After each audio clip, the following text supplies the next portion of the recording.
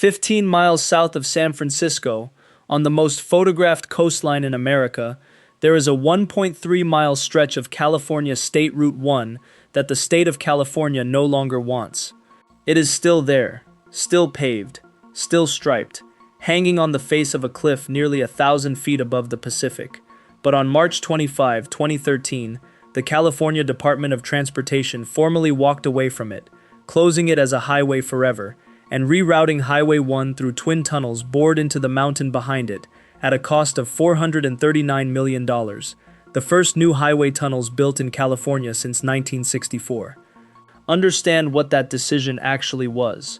Caltrans, the agency that rebuilds Big Sur after every winter, the agency that has fought landslides on 1,000 miles of coast for a century, looked at this 1/2 mile of crumbling rock between Pacifica and Montara, a place called Devil's Slide, added up 76 years of closures, cracks, emergency repairs, and stranded towns, and concluded that the ocean had won. Not that the fight was expensive, that it was unwinnable. The tunnels are a retreat, engineered and celebrated, ribbon cut by politicians, and the old road on the cliff is the territory surrendered, and the story of how the Pacific Ocean forced the richest state in America to give back a piece of its most famous highway is what we are talking about today. To understand Devil's Slide, you have to understand that the ground itself is a machine for destroying roads. The promontory forms the seaward flank of San Pedro Mountain, rising abruptly from the surf, and it is built wrong, geologically speaking. Weak, shattered sedimentary rock resting on harder granite, tilted toward the sea, lubricated by winter rain, and worked on from below by waves and from within by the faulting of the San Andreas system, whose Pilarcito strand runs nearby. The result is a slide complex 1/2 mile wide with a 900-foot drop from ridge to ocean, a slope that does not fail occasionally but continuously, creeping in wet years, lurching in bad ones, a piece of California permanently in the act of leaving. The first people to bet infrastructure against it were the builders of the Ocean Shore Railroad, who began construction in 1905 on a line meant to run 73 miles down the coast from San Francisco to Santa Cruz, an electric railway for beachgoers and produce, its slogan promising it reaches the beaches. The mountain answered within a year. The 1906 earthquake threw freshly laid track, equipment, and roadbed off Devil's Slide directly into the sea, and though the railroad rebuilt and opened in 1908, running passengers along the spectacular, terrifying bench its crews had carved into the cliff, the line never got past Half Moon Bay, bled money-fighting slides for a decade, and died in 1920, leaving its abandoned grade etched across the promontory like a scar with ambitions. This detail will matter, because California was about to make the same bet again, on the same slope, with more money. In the 1930s, the state came to close the coastal gap in its new Highway 1. The existing route over the mountain, the old Pedro Mountain Road, was a torment of steep grades and hairpins, so engineers chose the sea cliff instead, building partly along the dead railroad's alignment, and in 1937 the Devil's Slide section of State Route 1 opened. A sinuous, breathtaking ledge of a road with the Pacific crashing below and the crumbling mountain leaning overhead. It took the slope 3 years to respond. In 1940, a major slide closed the brand new highway for the first time, and with that, the pattern of the next 7 decades was set, a rhythm every coastside resident came to know like weather.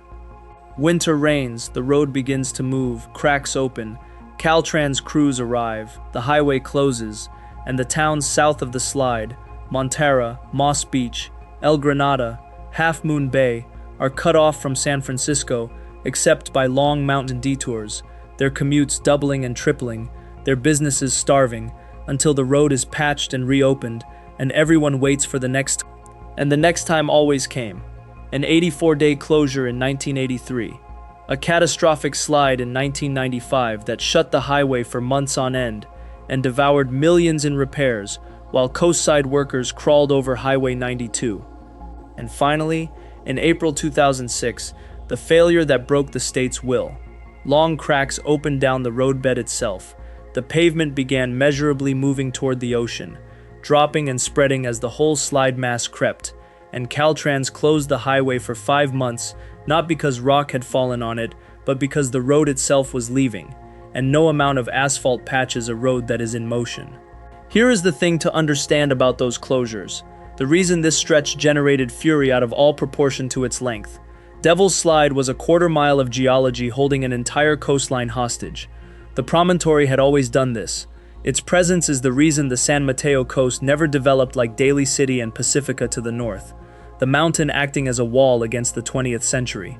Every closure reimposed that isolation on communities that had built their lives around the road's existence, and by the 1960s the state had a plan to end the problem forever, and the plan ignited one of the longest environmental wars in California history.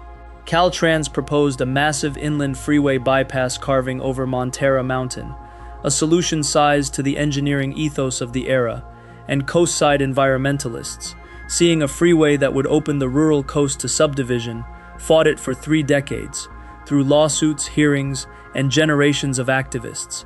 While the old road kept failing and the towns kept strangling, the region trapped between a mountain that destroyed the existing highway and a citizenry that refused the replacement.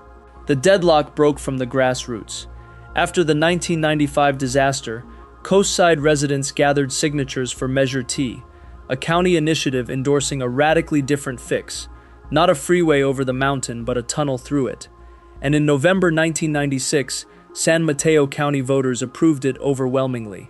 Congressman Tom Lantos, who had been securing federal money for Devil's Slide repairs since his first years in office, marshaled the funding for a permanent solution, and in 2005 construction began on twin bores through San Pedro Mountain, 4,200 feet each, a project whose cost more than tripled on its way to $439 million, and whose side effect was quietly historic. Land once tagged for the freeway and its subdivisions passed instead into protected open space, the war's spoils going to the wilderness.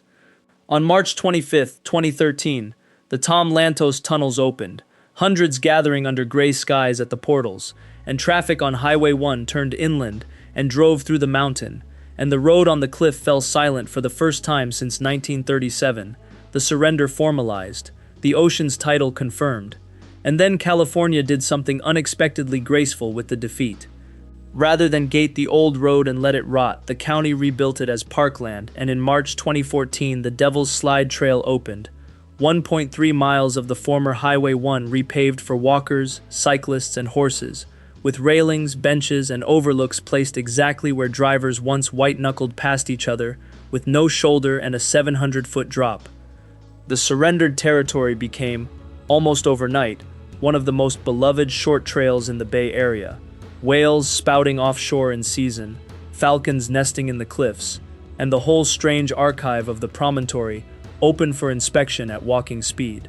The bench of the 1908 railroad still visible below the southern overlook, one failed bed examined from the deck of another, and at the trail's south end, the concrete triangulation and observation bunkers of a World War II coastal defense system, built when the threat to California was battleships, abandoned when it wasn't, now graffiti-tagged monuments perched on the rock that outlasted them, as it outlasts everything. What stays with me about Devil's Slide is the honesty of the ending, because this series is full of governments that fought geology to a bloody, expensive draw and called it maintenance. And here, for once, is the alternative, an engineering culture admitting, after 76 years and one railroad and uncountable millions, that the correct relationship with this half-mile of California is not to stand on it but to go around it, under the mountain, and give the surface back. Nobody frames tunnels as capitulation at the ribbon cutting. The speeches in 2013 spoke of solving the problem and protecting the coast, and they were right. But run the ledger plainly. The mountain took the railroad by 1920. It took the highway by 2013. It has never once been defeated, only evaded, and the $439 million bought not victory but distance, a concrete-lined admission, 4/5 of a mile long, that the slide will do what it has always done, and the traffic will simply no longer be present when it does. So go and walk the conquered ground, because it may be the most beautiful surrender in America. Park at either trailhead off Highway 1, where the tunnel's portals hum with the traffic that used to be up here, and set out along the old center line, the double yellow still faintly visible in stretches under your feet. Walk the curves that generations of coastside commuters drove in rain, with their radios off and their hands at 10 and 2, past the overlooks where the cliff drops sheer to water the color of slate and jade, to the high point where, on a clear day, you can see the Farallon Islands riding the horizon, and, below the south viewpoint, the ghost bench of the Ocean Shore Railroad cut into the rock, still reaching the beaches after a fashion. Stand at the railing where the 2006 cracks opened, and feel it if you can, the faint, patient, geological truth of the place, that the ground you are standing on is still moving, still bound for the sea on a schedule of its own, carrying the trail as it carried the highway as it carried the rails, and that everyone has finally, sensibly, stopped arguing with it. The cars pass through the mountain behind you, invisible. The waves work below, and the old road lies in the sun between them, retired from the war, demoted from artery to amenity, the rarest thing in the history of American infrastructure, a defeat so complete and so gracefully accepted that it is now somewhere you take visitors to show them how beautiful losing can look.